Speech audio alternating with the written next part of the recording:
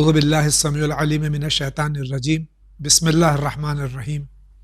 ناظرین کرام السلام علیکم ورحمۃ اللہ وبرکاتہ۔ مسائل زندگی میں ایک بار پھر آپ کا استقبال ہے۔ آج ہمارے اسٹوڈیو میں مہمان ہیں حجت الاسلام جناب مولانا ذکی حسن صاحب قبلہ۔ ہم ان کا استقبال کرتے ہیں اور بغیر کسی تاخیر کے اپنا یہ پروگرام شروع کرتے ہیں۔ آغا السلام علیکم ورحمۃ اللہ وبرکاتہ۔ وعلیکم السلام ورحمۃ اللہ وبرکاتہ۔ انشاءاللہ مزاج بخیر آغا۔ شکر پروردگار۔ اگر آپ کی اجازت ہو تو بالکل، بسم اللہ۔ آئیے دیکھتے ہیں سب سے پہلے کہاں سے سوال ہے۔ السلام علیکم چینل کی تمام ٹیم کو میرا سلام۔ سوال یہ ہے کہ میں جس وقت نہا رہا ہوں اس وقت اسی بالٹی میں، جس بالٹی میں پانی ہے اسی بالٹی سے مجھے نہانا بھی ہے اور اسی بالٹی سے غسل کرنا ہے، اور نہاتے وقت میری باڈی سے جو صابن کا جھاگ ہے وہ بالٹی میں گر جاتا ہے اور وہ جھاگ میں نکال بھی دیتا ہوں، تو کیا اس پانی سے غسل ہو سکتا ہے؟ یقیناً انہوں نے جو ذکر کیا ہوگا یہ غسل جنابت کا ذکر کیا ہوگا، واجب غسل کا۔ اور اگر جسم نجس ہے اور صابن کا جھاگ اس پانی میں گرا ہے، اس پانی سے کیا غسل ہو سکتا ہے؟ بسم اللہ الرحمن الرحیم۔ ہمارے برادر نے جو سوال پوچھا ہے اس کی 3 صورتیں ہیں۔ جی، پہلی صورت یہ ہے کہ یہ پانی جو بالٹی میں ہے ہو سکتا ہے کہ وہ رننگ واٹر سے اٹیچ جی، ہو سکتا ہے کہ نل کھلا ہوا ہے اور آب کرس کے ذریعے سے یہ پانی کا اتصال ہو رہا ہے۔ تو اس صورت میں اگر پانی مسلسل بہہ رہا ہے اور یہ چھینٹ کی شکل میں جھاگ اس پانی میں جا کر گرا ہے تو اس کی طرف ان کو توجہ نہیں دینی ہے اور ان کو اس سے غسل کرنے کی مکمل طور پر اجازت ہے۔ دوسری صورت یہ ہے کہ شاید آب کر سے متصل نہیں ہے، رننگ واٹر وہاں کے اوپر اس سے متصل نہیں ہے۔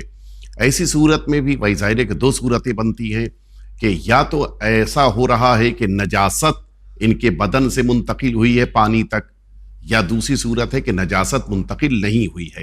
اگر نجاست منتقل ہوئی ہے اور وہ پانی نجس ہو گیا ہے تو اس سے غسل نہیں ہو سکتا، لیکن اگر نجاست منتقل نہیں ہوئی ہے، صرف بدن کے جھاگ یا صابن کو انہوں نے دیکھا کہ اس میں جا کر گر گیا ہے اور انہوں نے اس کو ہاتھ سے نکال بھی دیا اور وہ پانی نجس نہیں ہوا ہے تو اس پانی سے غسل کرنے میں کوئی مشکل نہیں ہے۔ بہت بہت شکریہ۔ اگلا سوال دیکھتے ہیں کس کا ہے۔ السلام علیکم مولانا صاحب، ہمارا سوال یہ ہے کہ ایک کمپنی ہے جو شراب بناتی ہے اور وہی کمپنی ڈرنکنگ واٹر بھی پیک کرتی ہے، تو کیا ہم اس کمپنی کا ڈرنکنگ واٹر یوز کر سکتے ہیں؟ ہماری سوال کا جواب ضرور دے، شکریہ، خدا حافظ۔ کمپنی شراب بھی بناتی ہے، پانی بناتی ہے، اس پانی کا استعمال جو بوتل میں آتا ہے پانی جائز ہے؟ جی، اگر وہ پانی پاک ہے، ان کو پتہ ہے اور یہ معلوم ہے کہ نجاست کسی طرح سے اس پانی میں نہیں آ رہی ہے تو ان کو اس طرح کے پروڈکٹس کو یوز کرنے میں کسی طرح کا کوئی اشکال نہیں۔ اور بقیہ پروڈکٹس بھی پانی کے علاوہ کمپنی کا ایک ہونا اس بنا پر اس کمپنی کے سارے پروڈکٹس کو ہم منع نہیں کر سکتے، سوائے یہ کہ نجاست اگر داخل ہو رہی ہو تو ایسی صورت میں اس پانی کو استعمال نہیں کریں گے۔ بہت بہت شکریہ، آگے بڑھتے ہیں۔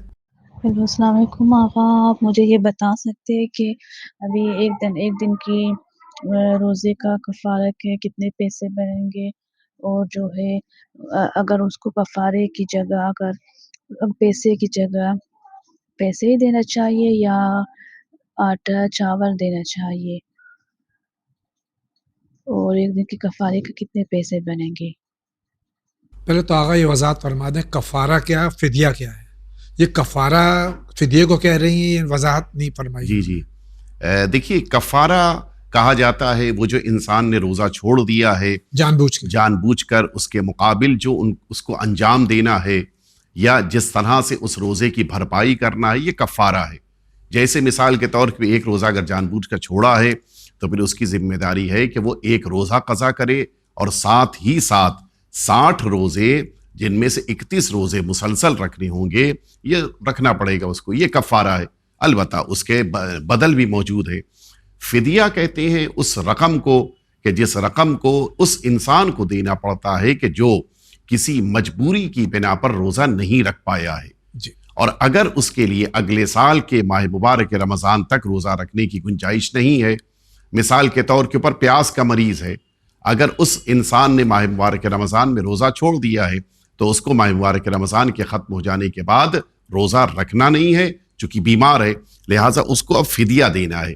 یہ فدیہ 750 گرام ہے، 750 گرام اناج دینا ہے، اور اس اناج کو اناج ہی کی شکل میں دینا ہے، اس کو رقم کی شکل میں کسی غریب مستحق کو نہیں دیں گے، سوائے ایک صورت کے کہ اس کو وکیل بنائیں۔ تو خلاصہ کلام یہ کہ اگر کسی انسان پر فدیہ واجب ہو جائے تو فدیے میں اس کو اماؤنٹ کے بجائے اناج ہی دینا ہے، اور یہ اناج کسی غریب کو 750 گرام کی شکل میں دینا ہے۔ بہت بہت شکریہ۔ آپ کا کیا سوال ہے؟ السلام علیکم جاوید بھائی صاحب اور مولانا صاحب، میرا ایک ڈاؤٹ ہے، اگر سورہ الحمد میں بسم اللہ کا پڑھنا ضروری ہے، اگر ہم سورہ شروع کرنے کے بعد اگر ہمیں ڈاؤٹ آ جائے کہ ہم نے بسم اللہ پڑھا یا نہیں پڑھا، تو کیا ہم پھر سے بسم اللہ الرحمن الرحیم بلکہ سورہ پڑھ سکتے ہیں الحمد کا؟ کیا ہماری نماز صحیح ہوتی ہے؟ مہربانی کر کے اس کا جواب بتائیں۔ مسلک اہل بیت علیہ الصلوۃ والسلام میں نماز میں ہر سورے کا جز ہے بسم اللہ الرحمن الرحیم، جیسا قرآن کا جز ہے، سوائے سورہ توبہ کے۔ اگر بھولے سے ہم نے سورہ ہم شروع کر دیا اور بسم اللہ نہیں پڑھا، بیچ میں یاد آیا، تو کیا پھر سے ہمیں بسم اللہ پڑھ کے سورہ پڑھنا ہے؟ یہ بات سمجھنی ہوگی، دو صورتیں ہیں، یہ بات سمجھنی ہوگی کہ یہ بسم اللہ الرحمن الرحیم کے بھول جانے کا ان کو احساس ہو رہا ہے، یا اس کے بارے میں یقین ہے کہ بسم اللہ الرحمن الرحیم کو نہیں کہا ہے۔ اگر ان کو یہ ڈاؤٹ ہو رہا ہے کہ شاید میں نے بسم اللہ نہیں پڑھا، تو ایسی صورت میں ان کو ڈاؤٹ کی طرف توجہ نہیں دینی ہے۔ لیکن اگر ان کو یقین ہے کہ میں بسم اللہ چھوڑ کے آگے بڑھ گئی ہوں یا بڑھ گیا ہوں، ایسی صورت میں آپ کہاں تک پہنچے ہیں؟ اگر سورہ الحمد کے ابتدائی کلمات ہی میں ہیں، آپ واپس جائیے، بسم اللہ کہیے، اور پھر اس کے بعد سورہ الحمد پڑھیے۔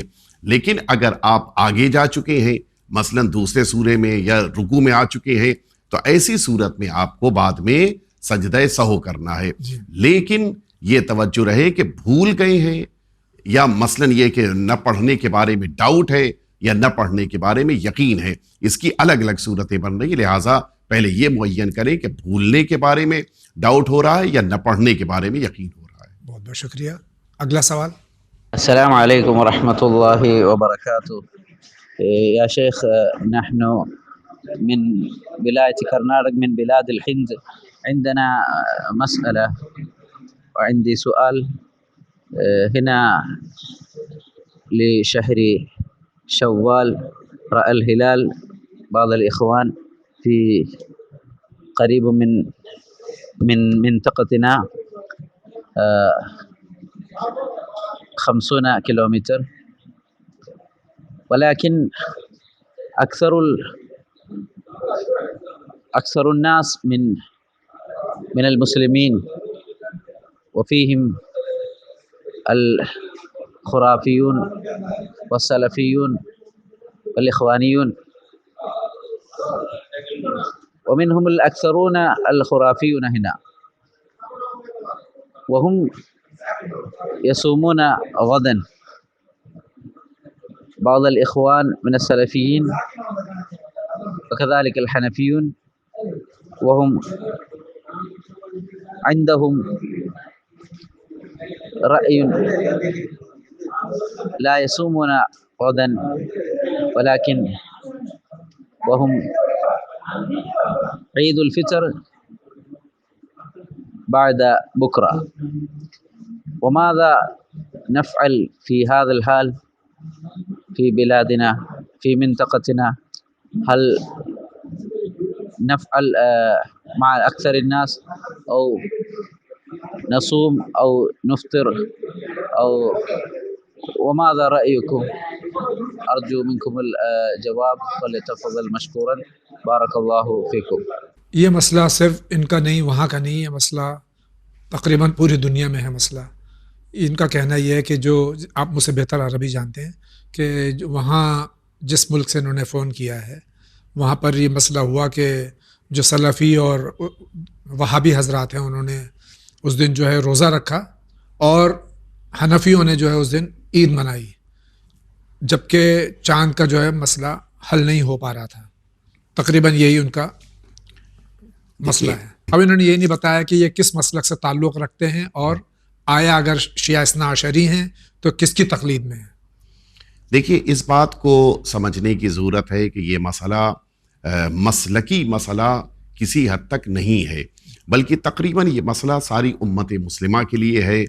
اگر مسلمانوں میں چاند دیکھا گیا اور یہ بات ثابت ہو گئی کہ چاند ہو گیا ہے، اس طرح سے دو صورتیں پیدا ہوتی ہیں، یا تو خود انسان نے اپنی آنکھوں سے چاند دیکھا ہے، یا پھر یہ کہ اس کے علاقے میں اتنی زیادہ شہرت ہے اور اتنا زیادہ خبر مشہور ہو چکی ہے کہ اس کو اطمینان ہو جائے، تو ایسی صورت میں اس کے لیے چاند ثابت ہو جائے گا اور پھر اس کو اپنی عید منانی ہے، روزہ نہیں رکھنا ہے۔ لیکن اگر انسان نے نہ تو اپنی آنکھ سے چاند دیکھا ہے اور نہ ہی پوری طرح سے خبر شہرت رکھتی ہے اور اطمینان پیدا ہو پا رہا ہے، تو ایسی صورت میں اس انسان کے لیے عید نہیں ہے، وہ کسی بھی مسلک سے متعلق ہو، لیکن اسے اس بات کا خیال رکھنا ہے کہ چاند ثابت ہوا یا چاند ثابت نہیں ہوا۔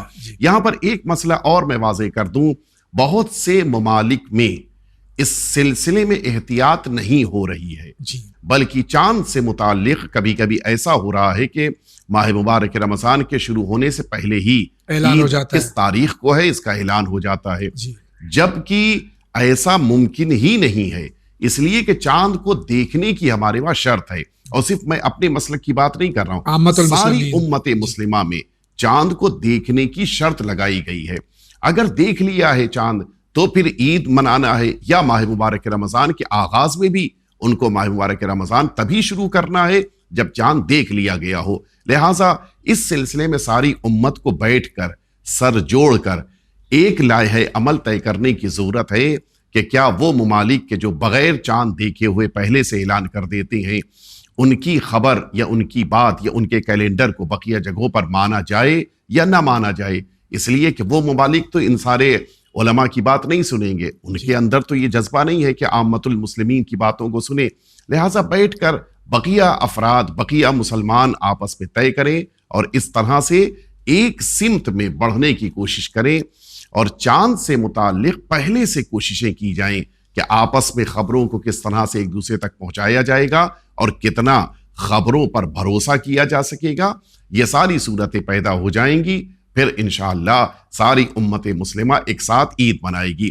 ایک چھوٹی سی بات میں عرض کر دوں، ہمارے برادر نے ایک فرقے کو خاص طور سے ٹارگٹ کرتے ہوئے ان کے بارے میں ذکر کیا ہے، یہ مسئلہ کسی فرقے سے متعلق نہیں ہے، ہو سکتا ہے کہ آپ جس مسلک کے ہوں اس مسلک کے ماننے والوں کے درمیان بھی اختلاف ہو، کوئی ایسی بات چاند سے متعلق نہیں کہی جا سکتی کہ جو اختلاف کر رہا ہے وہ باطل پر ہے یا جو اختلاف نہیں کر رہا ہے وہ حق پر ہے، ایسا کوئی مسئلہ نہیں ہے۔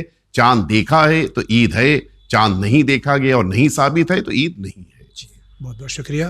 یقیناً اگر آپ اردو جانتے ہوں گے تو یہ جواب، ورنہ پھر سے اپنا نمبر بھیج دیجیے گا تو آگا جو عربی میں بھی جو ہے اس کو اس کی ترجمہ کر کے عربی زبان میں بھی جو آپ کو جواب میں عرض کیے دیتا ہوں کہ علیکم الرؤیا للہلال فاذا ثبت الہلال فعلیکم ذاک اليوم العید والا فلا۔ شکریہ آغا۔ اگلا سوال۔ السلام علیکم جاوید بھائی، مولانا صاحب بہت بہت آپ سب کو عید مبارک ہو، بس دعا یہی کہ امام زمانہ کا جلد سے جلد ظہور ہو، آمین یا رب العالمین۔ جی جاوید بھائی، میرا ایک سوال ہے، اگر اس کی آپ وضاحت کر سکے تو آپ کی بہت بہت مہربانی ہوگی۔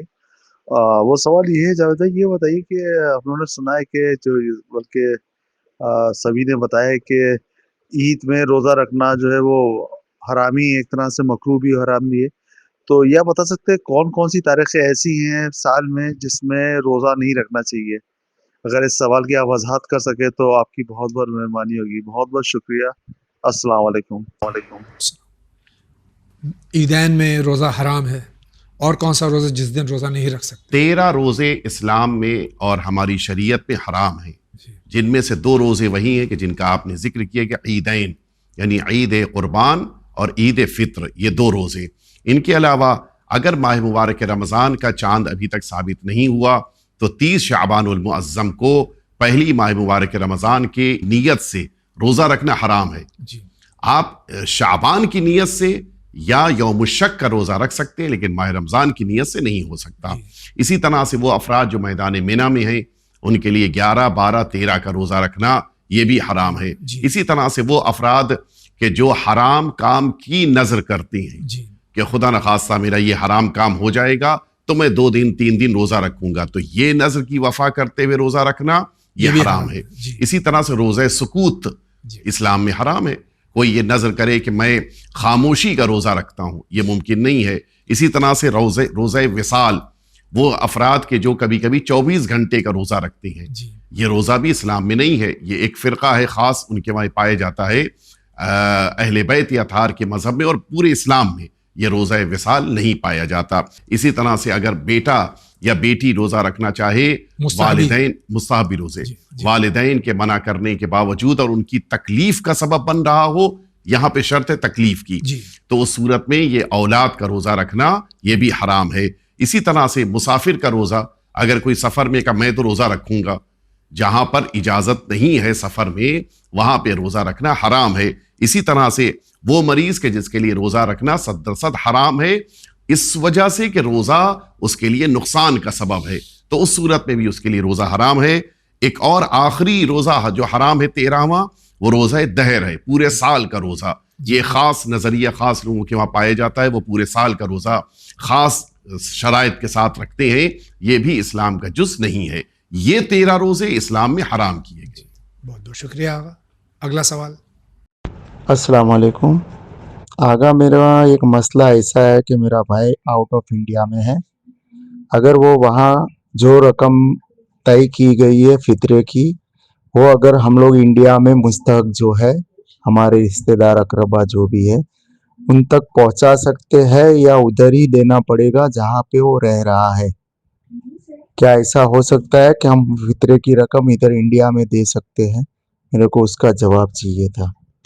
تو وہاں کی رقم جو ہے اس کے حساب سے یہاں اپنے ملک میں ہم اس کی طرف سے فطرہ دے سکتے جبکہ وہ پیسہ منتقل کر رہا ہے وہاں سے؟ جی، جو برادر نے سوال پوچھا ہے اس کے مطابق اگر یہ بیٹا جہاں پہ کام کر رہا ہے اس کا کفیل کون ہے، اگر اس کے ذمہ دار والد ہیں یہاں پر وطن میں اور انہیں فطرہ نکالنا ہے اس بیٹے کا جو پردیس میں ہے، تو اس پردیس میں رہنے والے بیٹے کا فطرہ وطن میں نکالا جائے گا۔ جی لیکن اگر یہی فطرہ اس بیٹے پر اس بنا پر واجب ہے کہ وہ خود کفیل ہے، جی وہ اپنی ذمہ داری خود پوری کر رہا ہے، تو ایسی صورت میں اس بیٹے کو وہیں پر یہ فطرہ نکالنا ہے جی اور وہیں پر اس فطرے کو استعمال کرنا ہے۔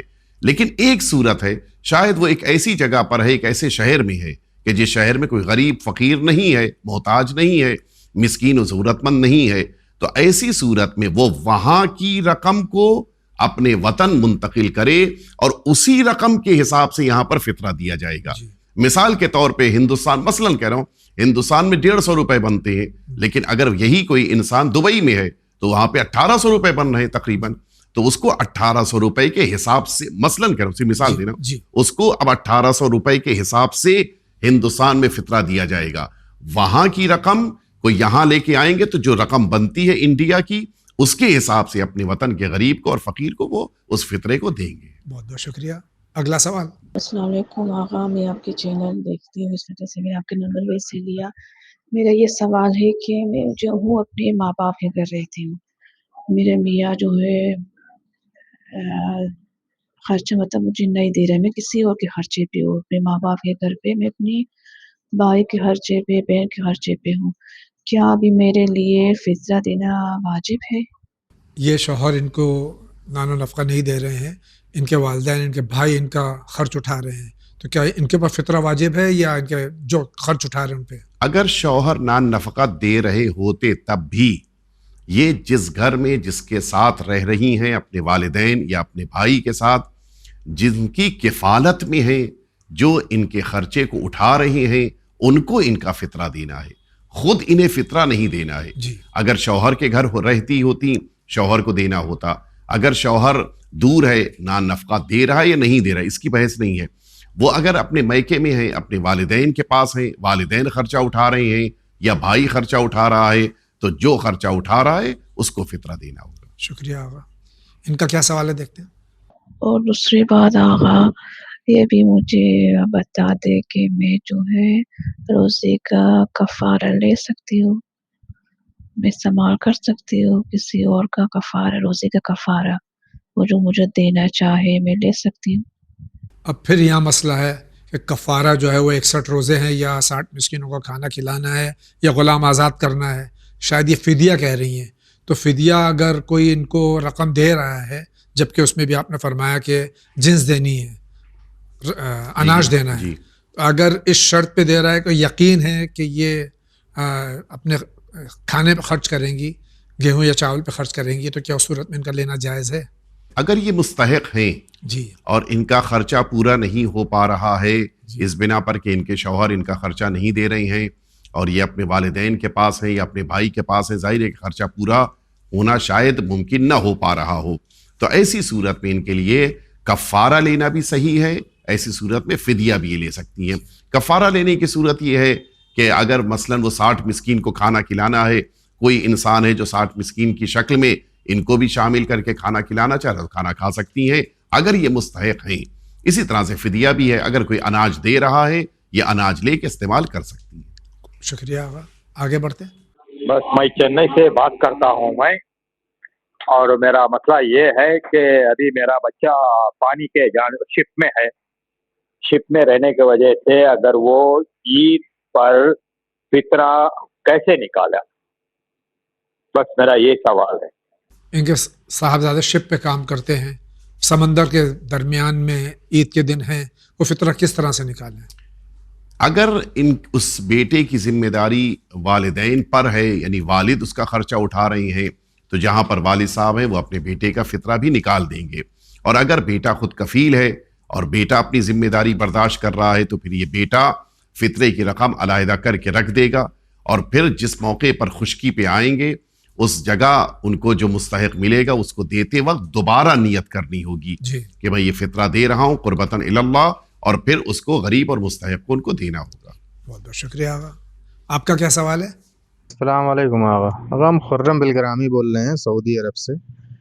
یہ میرا پوچھنا یہ تھا کہ یہ جو کپڑے کو غسل کرتے ہیں، جیسے مان لیجیے کوئی چیز ہے اس کو 3 بار غسل، یہ کیا صحیح ہے، کرنا چاہیے؟ کیونکہ غسل جو ہے وہ تو انسان کے لیے ہوتا ہے، غسل ترتیبی ہے اور غسل التماسی جو بھی ہے، تو وہ غسل کیا دینا مطلب صحیح ہے، دینا چاہیے یا کیا ہے، یا دھو دیں وہی کافی ہے؟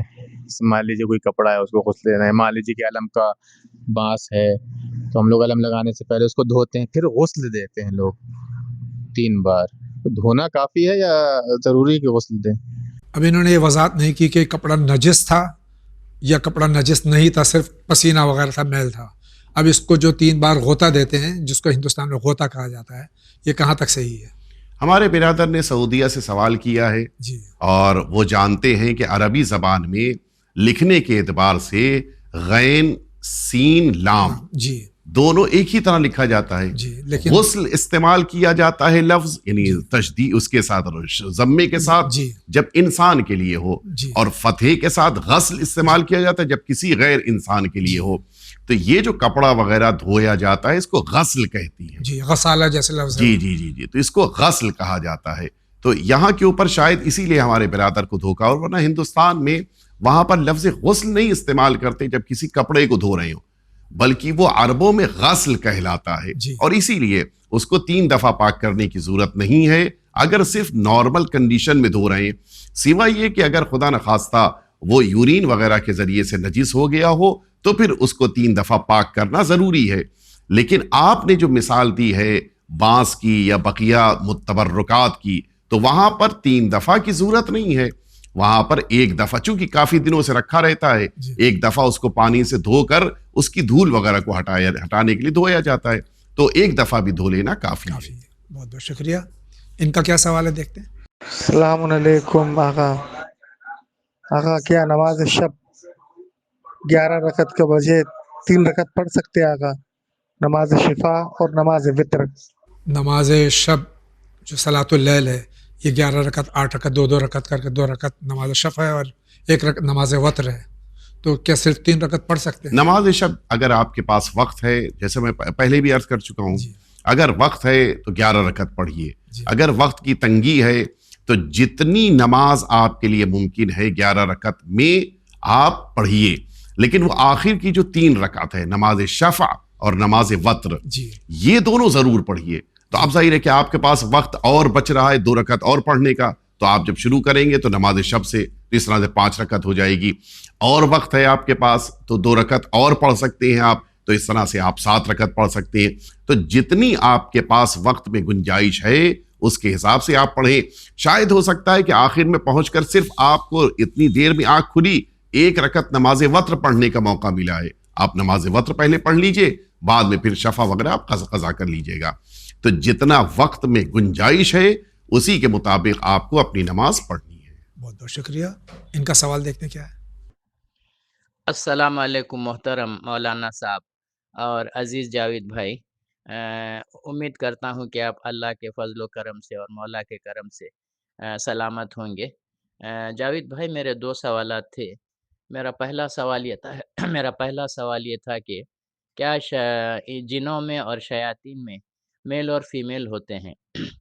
اور میرا دوسرا سوال یہ تھا کہ شہزادی کونین حضرت فاطمہ الزہرا سلام اللہ علیہا کی شہادت کے وقت شہزادی نے مولا کائنات سے وصیت کی تھی کہ آپ امامہ سے عقد کر لینا. تو اس بارے میں حضرت امامہ کون تھیں، اس بارے میں وضاحت کیجیے. میں آپ کا بے حد شکر گزار اور ممنون ہوں گا. میں مرزا ساجد بیگ بول رہا ہوں حیدرآباد سے. خدا حافظ، اللہ سلامت رکھے. خدا حافظ. جن اور شیاطین میں مذکر و مؤنث دونوں ہیں یا صرف مرد ہوتے ہیں؟ بہرحال علمی طور پر فائدہ ہے اس سوال کا، تو میں عرض کروں کہ قرآن مجید نے جہاں پر ذکر کیا ہے جنات کا، وہاں پر 2 ایسے لفظ استعمال کیے گئے ہیں کہ جن لفظوں کی بنا پر ہمارے علماء نے لکھا ہے کہ جنات کے درمیان بھی میل اور فیمیل پائے جاتی ہیں. ایک سورہ کہف کی 50ویں آیت شریفہ، وہاں پر ذریت کا ذکر ہے. تو ذریت کے معنی ہی یہ ہے کہ یہ میل فیمیل کے ذریعے سے آگے بڑھ رہی ان کی جنریشن. اسی طرح سے سورہ جن کی آیت نمبر 6 قرآن مجید کہہ رہا ہے کہ اعوذ باللہ من الشیطان الرجیم وَإِنَّهُ كَانَ رِجَالٌ مِّنَ الْإِنسِ يَعُوذُونَ بِالرِّجَالٍ مِّنَ الْجِنِّ. انسانوں کے مرد جنات کے مردوں سے جا کر پناہ لے رہے ہیں. اس کے معنی یہ ہے کہ جنات کے درمیان مرد بھی ہیں اور ان کے مقابل عورتیں یعنی فیمیل بھی پائی جاتی ہیں. اس سے ہمارے علماء نے البتہ روایتوں میں تو وارد ہوا ہے، میں قرآن مجید سے ذکر کر رہا ہوں. روایتوں میں بھی حتیٰ ہمارے وہاں مسلمانوں کے درمیان یہ نظریہ پایا جاتا ہے کہ جنات کی عورتوں سے شادی کرنا، عقد کرنا منع کیا گیا ہے. البتہ بعض صورتوں میں اجازت بھی دی گئی ہے، اور اسی لیے بعض ایسے بزرگان گزرے ہیں کہ جن کی شادی ہوئی تھی جنیہ کے ساتھ، اور اس کے بہت سارے واقعات بھی ملتے ہیں عہد پیغمبر میں بھی اور رسالت مآب کے بعد بھی. تو ان ساری باتوں سے ثابت ہوتا ہے کہ ان کے درمیان بھی نسل آگے بڑھتی ہے، اور نسل اس بنا پہ آگے بڑھتی ہے کہ ان میں میل اور فیمیل دونوں ہوتے ہیں. اس کے بعد دوسرا سوال جو ہے ان کا، شہزادی کونین حضرت فاطمہ زہرا صلوات اللہ سلام اللہ علیہا کی شہادت کے بعد میں جو وصیت تھی ان کی ایک خاتون سے عقد کرنے کی مولا متقیان کے لیے، یہ خاتون کون تھی؟ روایتوں میں وارد ہوا ہے، جو مستدرک الوسائل میں بھی روایت موجود ہے کہ جناب سیدہ نے صلوات اللہ وسلام علیہا آپ نے شہادت سے پہلے سرکار امیر المومنین سے فرمایا تھا کہ وَأَنَا أُوصِيكَ أَن تَتَزَوَّجْ أُمَامَةَ بنت اختی زینب تکونو لِوَلَدِي مِثْلِي. اسی بنا پہ بعض تاریخ لکھنے والوں کو یہ اشتباہ بھی ہوا ہے کہ جناب زینب جناب سیدہ کی بہن تھی. یہ اہل بیت اطہار کی عظمت ہے. حتیٰ بعض روایتوں میں بعض جگہوں پر اہل بیت اطہار نے بعض راویوں کو اپنا بھائی کہا ہے. یہ محبت کی دلیل ہے. جناب زینب کو جناب سید عالمیان نے اپنی بہن اس بنا پہ کہا کہ اسی گھرانے میں ان کی تربیت ہوئی ہے، پرورش ہوئی ہے. جناب خطیۃ الکبریٰ کی بہن کی بیٹی ہیں جناب زینب، اور ان کی بیٹی ہے امامہ. ہمارے وہاں اردو زبان میں امامہ کہا جاتا ہے، لیکن اصل نام ان کا امامہ ہے. جناب سیدہ نے جناب زینب کی بیٹی امامہ کے لیے فرمایا کہ اے امیر المؤمنین، آپ ان سے وصیت کرتی ہوں، انا اسی کا میں وصیت کرتی ہوں کہ آپ ان سے عقد کر لیجئے گا، اس لیے کہ وہ میرے بچوں کے لیے بہت زیادہ شفقت رکھتی ہیں، اور میرے بچوں کو ایسا محسوس ہوگا کہ وہ گویا ماں کے ساتھ ہیں. لہٰذا جناب سیدہ کی وصیت کے مطابق جناب امیر المؤمنین نے جناب سیدہ کے بعد उमामा बिनते ज़ैनब कि जिनके वालिद का नाम तारीख में अबुल आस बिन रबी वारिद हुआ है, इनसे अक़्द फरमाया था। और उनके एक बेटे का भी जिक्र मिलता है मोहम्मद औसत, ये नाम के साथ सरकार अमीरुल मोमिनीन के बेटे का जिक्र मिलता है। और जनाब उमामा के इंतकाल का जो जिक्र मिलता है वो सन 60 हिजरी के जिस ज़माने में सरकार सैयद शुहदा मैदान करबला के लिए निकल रहे थे, उससे पहले जनाब उमामा के इंतकाल के बारे में जिक्र मिलता है। तो ये अहले बैत अतार से बड़ी अकीदत रखती थी और इन्होंने अमीरुल मोमिनीन के घर आने के बाद बेपनाह इस घर का और ख़ास तौर से इमाम हसन और इमाम हुसैन का बहुत ज़्यादा ख्याल किया था। बड़ी बाअज़मत खातून गुजरी है तारीख़ इस्लाम में। अलबत्ता यहाँ पर एक जुमला अर्ज़ कर दूँ कि एक आपसी तौर के ऊपर इख्तिलाफ या कह लिया जाए कि रंजिश भी थी। शाम के हाकिम की ये तमन्ना थी कि रसूलुल्लाह की घर में पली हुई बेटी की बेटी से मैं अक़्द करूं, और इस बिना पर अमीरुल मोमिनीन ने अपनी हयात ही में जनाब उमामा से फरमाया था शहादत से चंद लम्हात पहले कि तुम फुला से शादी कर लेना वरना शाम का हाकिम तुम्हें पैगाम भेजेगा। और वही हुआ था। जनाब उमामा के पास हाकिम शाम का ख़त आया था कि हमको अक़्द करना है, और उन्होंने फरमाया था नहीं, मैं अमीरुल मोमिनीन की वसीयत है, मेरे लिए वो सिर्फ शौहर नहीं बल्कि मेरे मौला थे, मैं उनकी वसीयत के मुताबिक अक़्द करूंगी। उस अक़्द की वजह यही थी कि अगर अक़्द न करती तो फिर शाम की तरफ से जो पैगाम आया तो उसे कबूल करना पड़ता।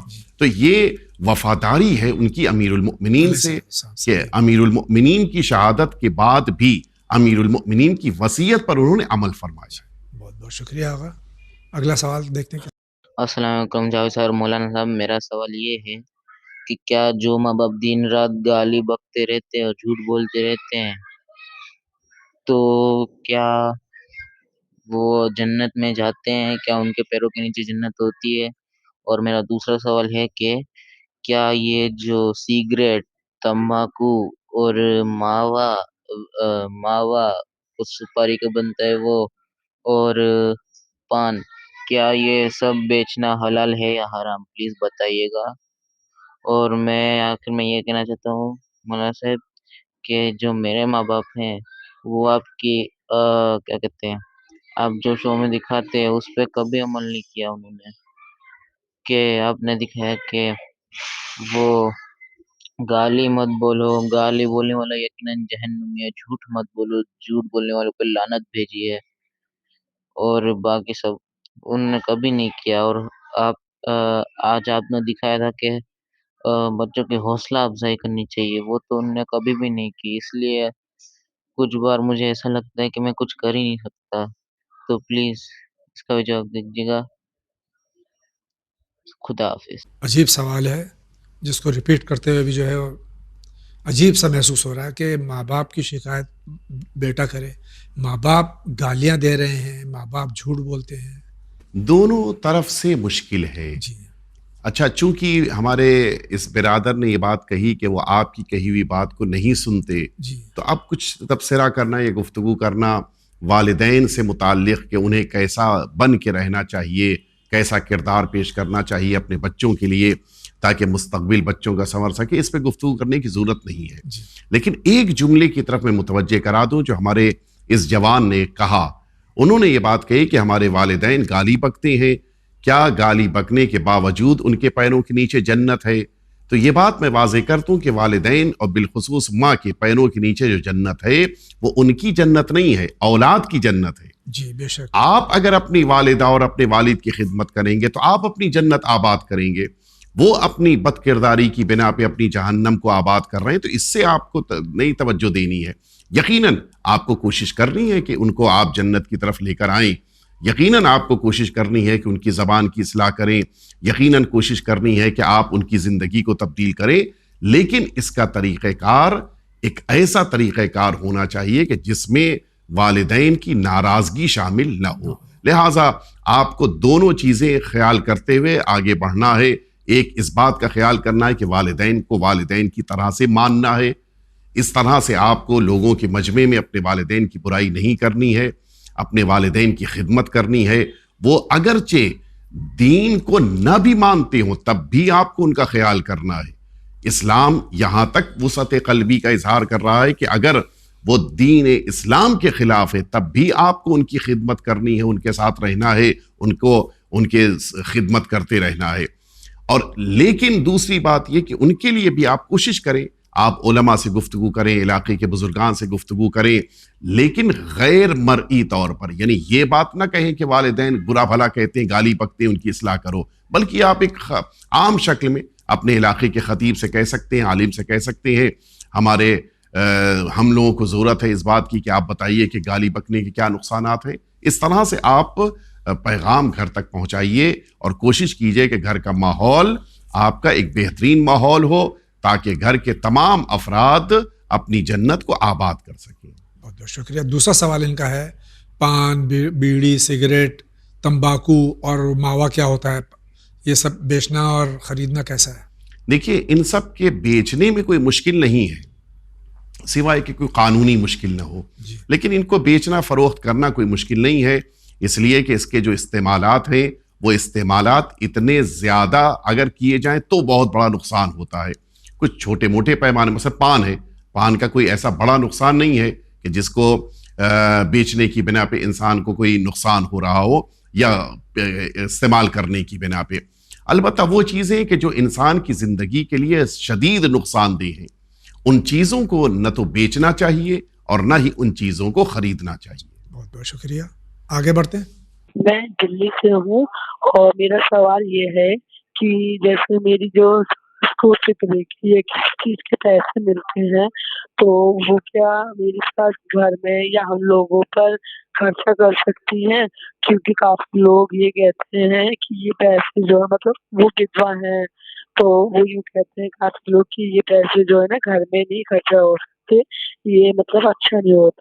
تو میرا سوال یہی ہے، کیا فطرے کے پیسے جو ہماری ساس کو ملتے ہیں، بدوا جو ہے بچترا یا اور بھی لوگ دیتے ہیں انہیں پیسے وغیرہ، تو وہ پیسے کیا گھر میں خرچ کر سکتی ہیں یا ہم لوگوں پہ یا میرے بچوں پہ؟ السلام علیکم۔ ان کا سوال یہ ہے کہ ان کی ساس جو ہیں وہ بیوہ ہیں، ویڈو ہیں، تو جو ان کو شرعی رقومات ملتی ہیں کیا اپنے اہل و عیال پہ خرچ کر سکتی ہیں؟ اگر وہ رقم ان کو ملکیت کی شکل میں مل رہی ہے، اس مسئلے کو سمجھ لینے کی ضرورت ہے، اس لیے کہ یہ مسئلہ بہت زیادہ عام ہے۔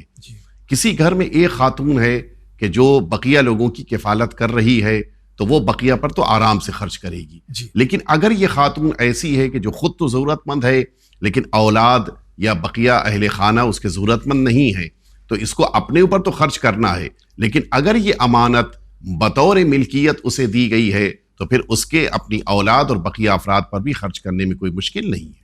بہت بہت شکریہ۔ آپ کیا کہنا چاہ رہے ہیں؟ السلام علیکم جی حضرت، ہم یہ زکوٰۃ رہتا ہے نا، ایک ہی آدمی کو دے سکتے ہیں کیا؟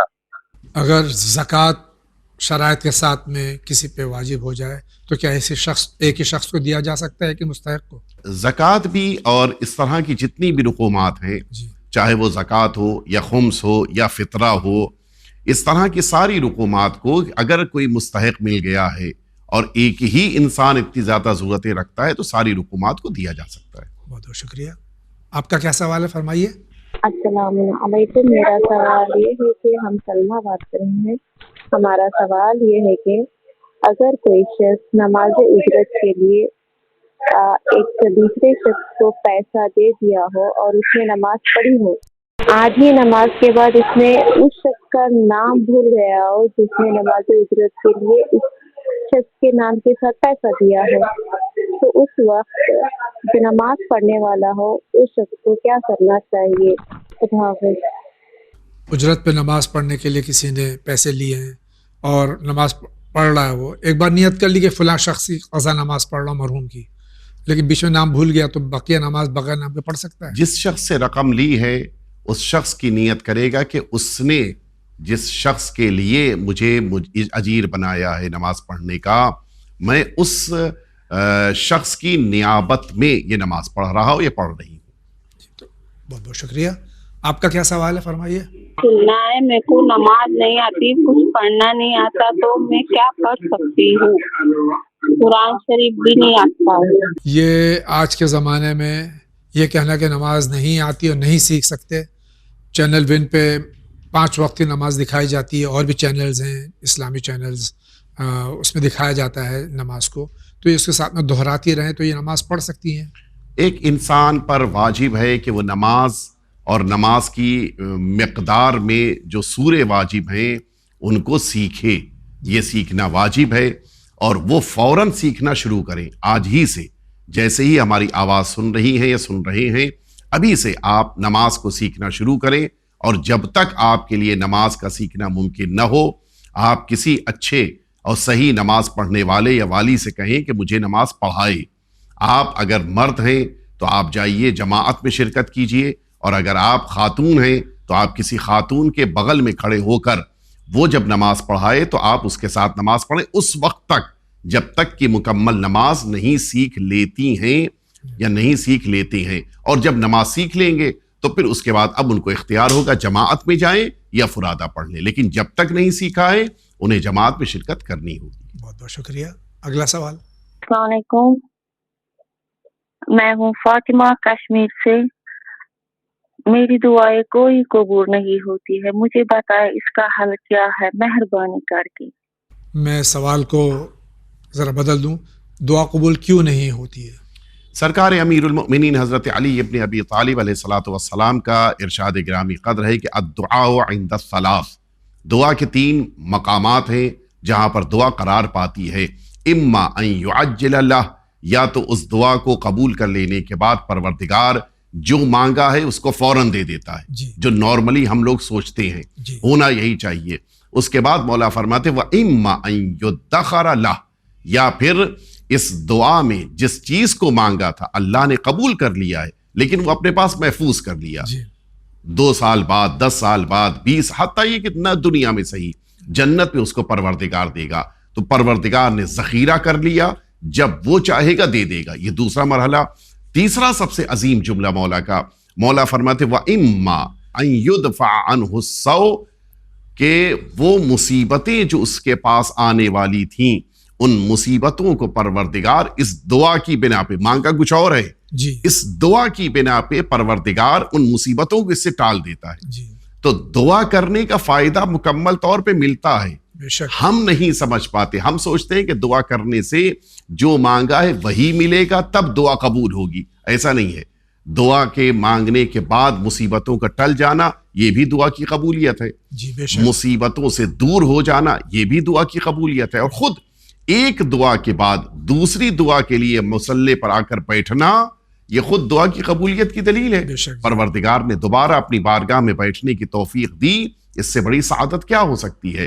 लिहाजा दुआ मांगना ही इंसान की मसलहत है, लेकिन ये उम्मीद लेकर नहीं कि फौरन कबूल हो जाए, फौरन जो मांगा है वो मिल जाए, ऐसा नहीं है। कबूल अल्लाह करता है, लेकिन अता कब करेगा ये सिर्फ अल्लाह जानता है। बहुत बहुत शुक्रिया।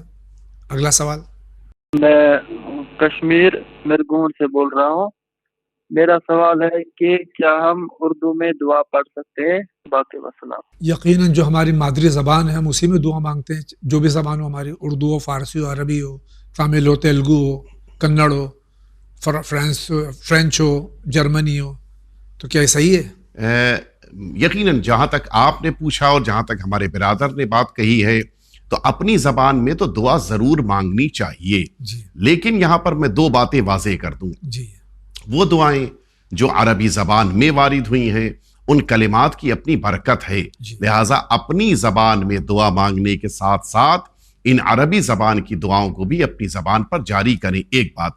दूसरी बात, अगर शायद हमारे बिरादर ये पूछना चाह रहे हैं कि क़ुनूत में नमाज के दौरान अपनी ज़बान में नमाज में दुआ मांग सकते हैं या नहीं, तो उसका जवाब यह है कि पहले आप अरबी ज़बान में एक दुआ मांग लीजिए और उसके बाद फिर इत्मीनान के साथ आप अपनी दुआएं अल्लाह रब्बुल इज़्ज़त की बारगाह में उर्दू ज़बान में, जैसा आपने 7-8 ज़बानें बताई जो मैं खुद जानता भी नहीं, उन ज़बानों में भी आप अपनी दुआएं पेश कर सकते हैं, कोई मुश्किल नहीं। बहुत बहुत शुक्रिया। अगला सवाल। हमारा शहर का नाम गांधीनगर और गुजरात से। हमारा सवाल ये है कि हमने इस्लाम कबूल कर लिया है हमारे पापा ने, और हमारे पापा गुजर गए, लेकिन हमें इस्लाम कबूल हमने किया है, हम इस्लाम कुरान पाक सब कुछ पढ़ते हैं, नमाज पढ़ते हैं, फिर भी लोग हमें तीसरी नजर से देखते हैं, ऐसा क्यों? یہ عجیب کہ اگر کوئی حق قبول کرتا ہے اس کے بعد میں بھی لوگ شک کی نگاہ سے دیکھتے ہیں یا اس کو اچھا نہیں سمجھتے. یہ بدبختی ہے ان لوگوں کی جو ایسا سمجھتے ہیں. یقیناً ان لوگوں کو اپنے سینے سے لگانا چاہیے کہ جو افراد ابھی تازے دائرہ اسلام میں دائرہ ایمان میں آئے ہیں یہ ان سارے عوام کی ان سارے مؤمنین کی ذمہ داری ہے اور ان کا خاص احترام بھی رکھنا چاہیے. لیکن شاید ایک مرحلہ جو ابتدائے اسلام میں بھی تھا اور جو آج تک باقی ہے، پروردگار نئے ایمان لانے والوں کا امتحان لیتا ہے. اور شاید امتحان کا ایک طریقہ یہ بھی ہو کہ دیکھیں کتنا ثبات قدم پایا جاتا ہے. تو ان لوگوں کی ذمہ داری ہے جو مؤمن ہیں کہ وہ استقبال کریں، احترام کریں، سینے سے لگائیں. لیکن اگر وہ احترام اور استقبال نہیں کر رہے ہیں تو آپ نے جو اسلام یا ایمان اختیار کیا ہے وہ آپ کی نجات کا ذریعہ ہے. وہ آپ کو آخرت میں کامیابی دے گا اور دنیا میں بھی آپ کو ترقیاں عطا کرے گا. لہٰذا آپ لوگوں کی ان باتوں سے یا ان کے رویے سے پریشان نہ ہوں. پروردگار آپ کے ساتھ ہے اور آپ کو یقیناً کامیابیاں عطا فرمائے. انشاءاللہ. بہت بہت شکریہ. اگلا سوال دیکھتے ہیں کس کا. السلام علیکم سر، میں کشمیر سے بول رہا ہوں. میرا یہ سوال ہے کہ سید لڑکی کا نکاح غیر سید سے ہو سکتا ہے؟ یہ بہت قدیم سوال ہے اور اس کے تمام علماء کرام نے جواب دیا ہے. پھر سوال ہے کہ سیدانی کا غیر سید سے نکاح ہو سکتا ہے یا نہیں ہو سکتا. اگر ایک لفظ میں جواب دینا ہو تو اس کا جواب یہ کہ ہاں ہو سکتا ہے. جی. لیکن اگر تھوڑی وضاحت کرنی ہو تو میں عرض کروں کہ یہ بات صرف لڑکی ہی کے لیے کیوں، پھر لڑکے کے لیے کیوں نہیں کہی جاتی یہ بات کہ لڑکا کر سکتا ہے نہیں کر سکتا ہے. ایک استدلال یہ پیش کیا جاتا ہے کہ لڑکی جو سیدانی ہے وہ امت کی ماں ہے، وہ اپنے بیٹے سے کیسے شادی کر سکتی ہے. تو یہی صورتحال تو سید لڑکے کے لیے بھی ہے کہ یہ سید لڑکا امت کا باپ بن جائے گا. اچھا، پھر اگر امت کا باپ ہے تو پھر بدرجہ اولا وہ ان سیدانی لڑکیوں کا بھی باپ ہے، تو پھر وہ سیدانی لڑکی سے بھی شادی نہیں کر سکتا ہے. وہ کیسے شادی ہو جائے گی؟ ایک چیز جو ہمیں تاریخ میں ملتی ہے وہ بڑی قیمتی ہے، جو آج میں اپنے ناظرین کے سامنے پیش کرنا چاہتا ہوں. حضرت رسالت مآب صلی اللہ علیہ وآلہ وسلم نے 2 شادیاں فرمائی ہیں اپنے خاندان میں موجود 2 ہاشمی سیدوں کی، سیدانیوں کی، جن میں سے ایک کا نام ہے زینب جو جناب عبد المطلب کی بیٹی ہیں، اور ایک کا نام ہے زباعہ کہ جو جناب عبد المطلب کی پوتی ہیں. یہ دونوں ہاشمی سید ہیں. اور ان دونوں کی شادی رسالت مآب نے فرمائی ہے جناب زینب کی شادی زید بن حارثہ سے کہ جو غیر ہاشمی ہیں، اور اسی طرح سے زباعہ کی شادی کی ہے مقداد کے ساتھ کہ جو سرکار امیر المؤمنین کے بھی اصحاب میں شامل ہے اور رسالت مآب کے بھی صحابی ہیں. ان دونوں غیر ہاشمیوں سے شادی کی ہے رسالت مآب نے. اور ایک جملہ جس موقع کے اوپر جناب مقداد سے شادی فرما رہے تھے، ایک جملہ فرمایا تھا کہ میں نے یہ کام اس لیے کیا تاکہ لوگوں کو وسعت مل جائے اور قید و بند سے آزاد ہو جائے. یہ رسالت مآب کا جملہ بہت قیمتی ہے. یہ سنت رسول ہے، یہ سنت رسول قائم ہوئی. اچھا، اس کے بعد شاید آپ یہ بات کہیں کہ یہ دونوں ہاشمی سید تھے لیکن فاطمی سید نہیں تھے. تو میں اس کے بعد کہنا چاہوں گا کہ پھر جناب زینب اولیاء مقام صلوات اللہ وسلام علیہا کے بارے میں آپ کیا کہیں گے کہ ان کا عقد جناب امیر المؤمنین نے جناب عبداللہ سے فرمایا کہ جو فاطمی سید نہیں ہے. ہاشمی سید، فاطمی سید تو نہیں ہے. اس کے معنی یہ ہے کہ فاطمی سادات اور ہاشمی سادات ان دونوں کی شادی ممکن ہے کہ ان لوگوں سے ہو کہ جو خاندانی اعتبار سے اچھے حسب نسب کے ہیں اور خاندانی اعتبار سے مؤمن ہیں.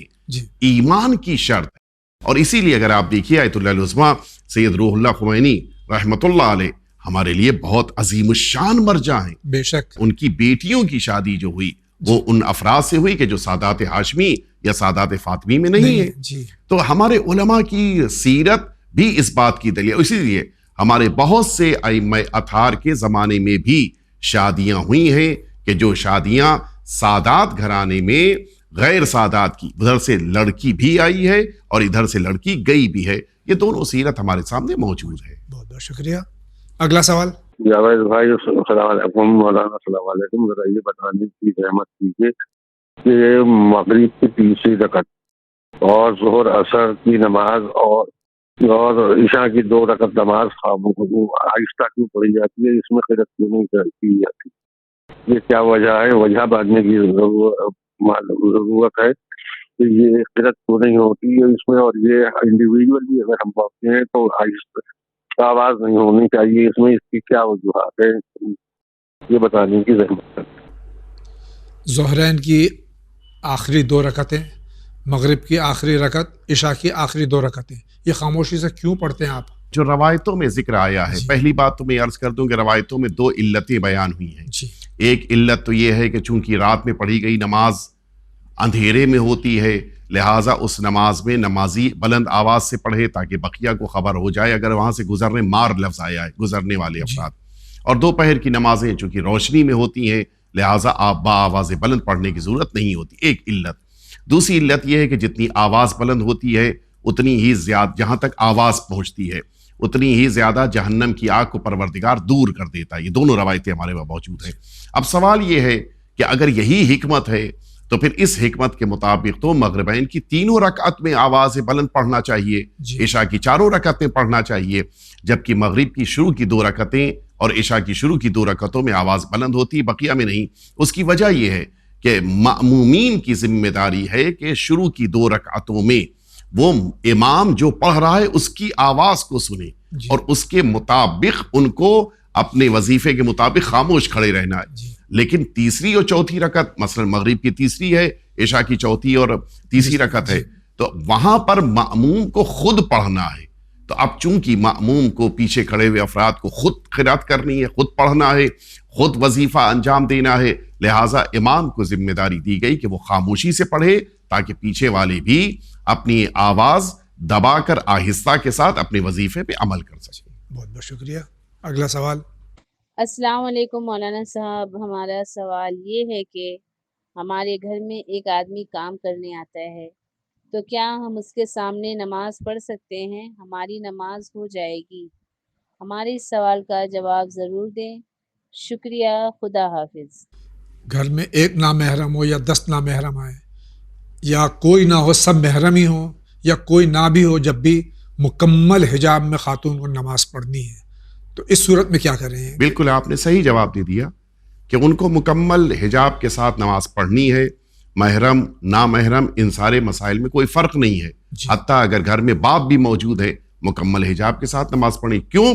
इसलिए कि वो मुकम्मल हिजाब के साथ नमाज, वो नमाज का एक ड्रेस है, यूनिफॉर्म है, उसके साथ ही नमाज होगी। बहुत बहुत शुक्रिया। आगे बढ़ते हैं। जी अस्सलाम वालेकुम जावेद है मौलाना साहब, मैं मोहम्मद दिल्ली से बोल रहा हूँ। बस आप सबको बहुत बहुत ईद मुबारक हो, इमाम का जल्द से जल्द ज़हूर हो, आमीन या रब्बिल आलमीन। जावेद है, एक सवाल इसकी अगर आप वजाहत कर सके तो आपकी बहुत बहुत मेहरबानी होगी। अभी आपका ही मैंने सुना था इसमें मसाले ज़िंदगी में कि 1,24,000 पैगम्बर हैं, ये तो सभी को पता है। उसमें से भी उलुल अज़म पैगम्बर हैं और अहले किताब है, उसमें से भी जो मेन है वो 313 हैं, और उसमें भी जो हैं वो 4 जो मेन है वो हज़रत मूसा अलैहिस्सलाम, हज़रत ईसा अलैहिस्सलाम, हज़रत दाऊद और रसूलुल्लाह सल्लल्लाहु अलैहि वसल्लम। लेकिन ये कहीं ये लिखा है या नाम कहीं लिखे हैं, ये जो 313 उलुल अज़म पैगम्बर हैं 313, इनके अगर कोई कहीं किसी किताब में या किसी जहाँ पे नाम है कि वो कौन से पैगम्बर हैं, अगर इस सवाल की वजाहत कर सके तो आपकी बहुत बहुत मेहरबानी होगी। बहुत बहुत शुक्रिया। अस्सलाम वालेकुम। 313 रसूल हैं, उलुल अज़म पैगम्बर 4 हैं, जिसमें इन्होंने हज़रत दाऊद का नाम लिया जो कि नहीं है, हज़रत इब्राहीम अलैहिस्सलाम है। ये किसी किताब में है? 313 अंबिया के नाम किसी भी किताब में कहीं भी जिक्र नहीं हुए। अलबत्ता बहुत से अंबिया इकराम के जिनका जिक्र कुरान मजीद में आया है कि जो 24 और 25, 24 कन्फर्म है, 25 में जनाब लुकमान, 24 और 25 के दरमियान ये इन बुजुर्गान और इन शख्सियतों के नाम कुरान मजीद में आए हैं और ये कन्फर्म है। उनके अलावा बकिया रवायतों में बहुत सारे नाम जिक्र किए गए हैं जो तकरीबन 72 के आसपास पहुंचते हैं, कि जिनमें से तकरीबन 30 अंबिया इकराम वो हैं कि जिनकी कब्रें इराक और ईरान में हैं। तो ये वो अंबिया इकराम हैं कि जिनके नाम बहुत सारी तारीख में वारिद हुए हैं, हत्ता उनकी कब्रों पे भी नाम लिखे हुए हैं। लेकिन 313 रसूलों के नाम कहीं पर लिखे हों, ऐसा कहीं भी जिक्र नहीं वारिद हुआ है। बहुत बहुत शुक्रिया। आगे बढ़ते हैं। السلام علیکم ورحمۃ اللہ۔ سوال یہ ہے کہ مستحبات نمازوں میں اگر دیکھا جائے تو عید الاضحیٰ اور عید الفطر کی نماز بھی آتی ہے، تو ہم یہ دیکھتے ہیں کہ مستحبات میں جب یہ نماز آ رہی ہے تو با جماعت کیوں کی جاتی ہے، با جماعت کیوں پڑھائی جاتی ہے، اس پہ تھوڑا وضاحت کر دیجیے، شکریہ۔ یہ عیدین کی نماز ہم جماعت کے ساتھ کیوں پڑھتے ہیں جو کہ مستحب ہے؟ میرا یہی سوال ہے ہمارے برادر سے کہ کس نے یہ بات کہی کہ نماز عیدین مستحب ہے؟ در واقع نماز عیدین واجب ہے۔ یہ تو پروردگار عالم نے غیبت کے دور میں ہم کو اجازت دی ہے کہ ہم اس نماز کو واجب کے بجائے مستحبی شکل میں پڑھیں، ورنہ در واقع اس کی اصل جو ہے وہ واجب ہے۔ اور اسی لیے امام معصوم جس زمانے میں تھے اور امام معصوم جس زمانے میں انشاءاللہ موجود ہوں گے، ان دونوں زمانوں میں اس نماز کو ہم کو واجب کے طور پہ پڑھنا ہے۔ یہ غیبت کے دور میں ہمیں چونکہ اجازت دی گئی ہے کہ یہ مستحب بھی ہے، لہٰذا اس نماز کو اصل کی بنا پر با جماعت پڑھا جاتا ہے۔ اصل یہ ہے کہ واجب ہے، لہٰذا اس کی بنا پر اس نماز کو بھی با جماعت پڑھا جاتا ہے۔ شکریہ آغا۔ اسی کے ساتھ جا رہے ہیں بہت ہی مختصر سے بریک پہ، لیکن آپ کہیں نہیں جائیے، ابھی حاضر ہوتے ہیں۔